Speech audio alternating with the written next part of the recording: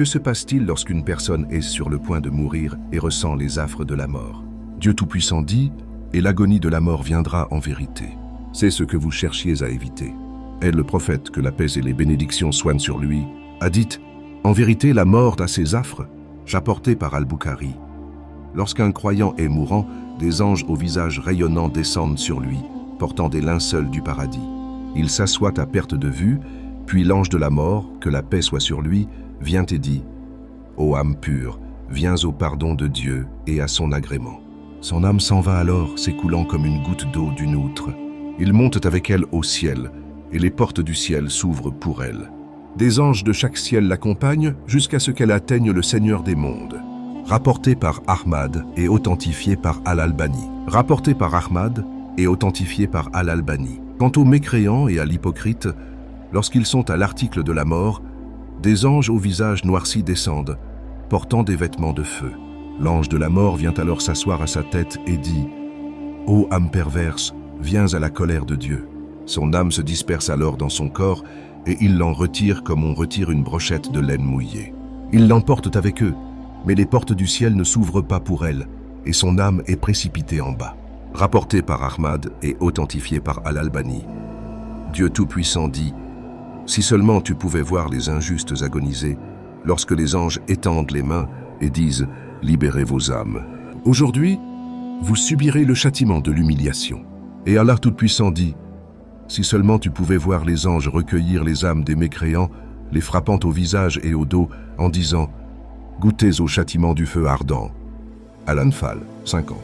Puis les gens portent le défunt sur leurs épaules et le croyant s'écrie « Hâtez-vous, hâtez-vous », espérant rejoindre son Seigneur. Quant aux mécréants, il s'écrie « Malheur à moi, où m'emmenez-vous » sachant le châtiment qui l'attend. Sa signification se trouve dans le hadith d'Abu Saïd al-Khudri, rapporté par Ahmad et Al-Nasa'i et authentifié par Ibn Hibban. Lorsque le défunt est placé dans sa tombe et que ses compagnons se détournent, il entend le bruit de leurs pas jusqu'à ce qu'ils s'éloignent. Alors deux anges, sévères et réprimandants, viennent à lui, le font asseoir et lui demandent « Qui est ton Seigneur? Quelle est ta religion? Qui est ton prophète ?» Dieu fortifie les croyants par une parole ferme et le croyant répond « Mon Seigneur est Dieu, ma religion est l'islam et mon prophète est Muhammad, que la paix et les bénédictions soient sur lui. » Alors une voix retentit des cieux « Mon serviteur a dit vrai » et sa tombe s'élargit à perte de vue, une porte du paradis s'ouvre à lui et il en perçoit le parfum et les délices. Sahih al-Jami. Quant à l'hypocrite et aux mécréants, on lui demande « Qui est ton Seigneur? Quelle est ta religion? Qui est ton prophète ?» Il répond « Haha, je ne sais pas.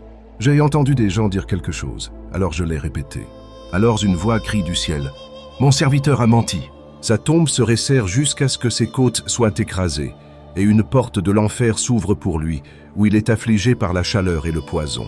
Sahih al-Jami. Allah dit « Allah fortifie les croyants par une parole ferme ici-bas et dans l'au-delà, et Allah égare les injustes, et Allah fait ce qu'il veut. » Ibrahim 27. Puis, matin et soir, on montre au défunt sa place au paradis. S'il est parmi les gens du paradis, alors il est parmi les gens du paradis. S'il est parmi les gens de l'enfer, alors il est parmi les gens de l'enfer. Il lui est dit, « Voici ta demeure jusqu'à ce qu'Allah te ressuscite au jour de la résurrection. » Rapporté par Al-Bukhari et Muslim. Le prophète Utaqsid, que la paix et les bénédictions soient sur lui, implorait la protection d'Allah contre le châtiment de la tombe dans chacune de ses prières, et il enseignait à ses compagnons à dire « Ô Allah, je cherche refuge auprès de toi contre le châtiment de la tombe, contre l'épreuve du faux Messie, Al-Masih ad-Dajjal, et contre les épreuves de la vie et de la mort, rapporté par Muslim.